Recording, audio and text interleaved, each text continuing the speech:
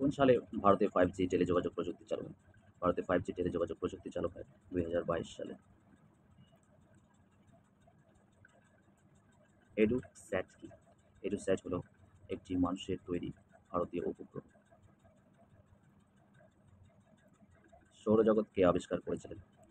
সৌরজগৎ আবিষ্কার করেছিলেন কোপার্নিকাস। শিল্প উন্নয়নের অসুবিধা কি? শিল্প উন্নয়নের অসুবিধা হলো দূষণ। রোবটের চলনযোগ্য জয়েন্টের সংখ্যাকে কি বলা হয়? রোবটের চলনযোগ্য জয়েন্টের সংখ্যাকে বলা হয় ডিগ্রি অফ ফ্রিডম। যোগাযোগের ক্ষেত্রে ভারতের দূরদর্শন নিচের কোনটি? যোগাযোগের ক্ষেত্রে ভারতের দূরদর্শন হলো জাতীয় টেলিভিশন চ্যানেল। ভারতীয় মহাকাশ গবেষণার জনক হলেন বিক্রম সারাভাই।